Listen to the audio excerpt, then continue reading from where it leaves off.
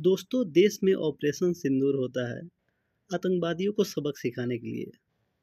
और हमारे आर्मी को सबसे पहले बहुत बहुत सलाम है, नमस्कार है, सर झुका के नमस्कार है उनको।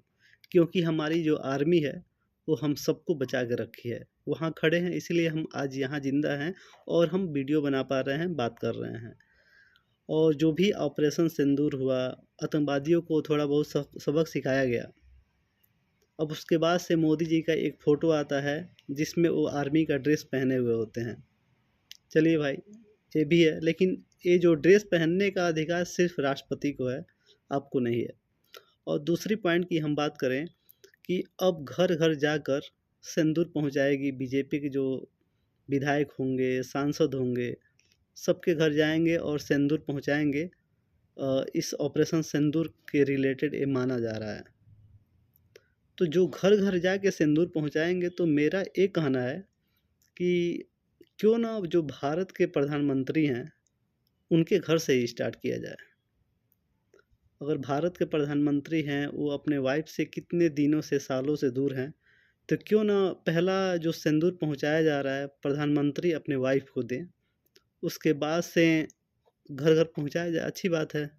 अगर वो अपने धर्मपत्नी को सिंदूर देते हैं तो शायद प्रेम बढ़ेगा। और आखिरी टाइम भी जो उम्र तो होती है ना भाई, 50 साल की 70 साल की उम्र है। सबसे पहले मोदी जी अपने घर पे पहुँचाएँ, उसके बाद से सभी जो नेता हैं घर घर पहुँचाएँ, वो तो अच्छी बात है, कोई दिक्कत नहीं। लेकिन मेरा कहने का मतलब ये है कि ये जो सिंदूर घर घर पहुँचाया जाएगा और जो विधवा होंगी औरतें, उनके घर सिंदूर लेके जाया गया होगा, तो वो कितना कष्ट की बात होगी। वो सिंदूर जब वो औरत देखेगी जिसका पति नहीं है, तो उसकी आँख में आँसू आ जाएँगे। तो क्या उस औरतों के साथ अपमान नहीं है? और दूसरी बात ये है कि जिसके सिंदूर उजड़ गए उस पहलगाम हमले में, वहाँ जो हमला हुआ जिसमें 28 औरतों की जान चली गई, औरतों के हस्बैंड की जान चली गई, क्या वो सिंदूर उनके पास तक जाएगा? क्या जो अपने पति को खो दी उसमें, क्या गवर्नमेंट मदद करेगी कि जिन्होंने इनका सिंदूर उजाड़ा है, उन आतंकवादियों का सर लाने के लिए ये मदद करेंगे? ये सिंदूर पहुँचा रहे हैं घर घर। मैं मानता हूँ भाई, क्या पता वोट बैंकिंग हो सकती है, कुछ भी, मैं तो ज़्यादा कुछ नहीं बोलूँगा। लेकिन ये सिंदूर पहुँचाने का मकसद क्या है?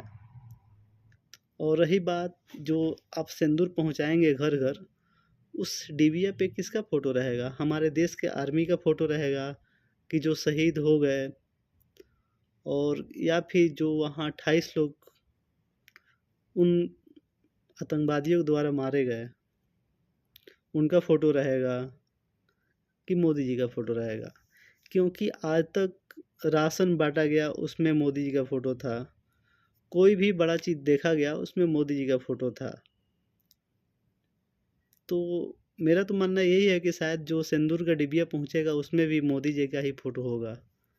तो क्यों ना मोदी जी सबसे पहले वो अपने घर पे पहुँचाएँ सिंदूर, उसके बाद से सभी लोग के पास पहुँचाएँ, क्या दिक्कत है?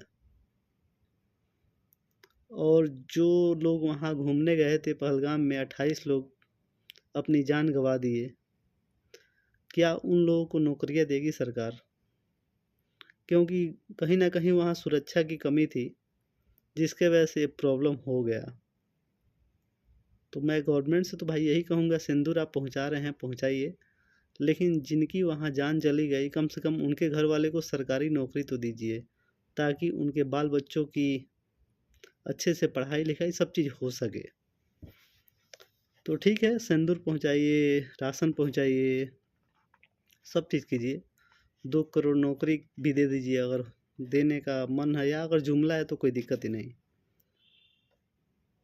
तो चलिए भाई, आप लोग कमेंट करके बताइए, आप लोग क्या सोचते हैं इस सिंदूर के बारे में जो घर घर पहुंचाया जाएगा, 80 करोड़ लोगों के पास जा रहा है और राशन जा रहा है, उसके बारे में क्या सोचते हैं?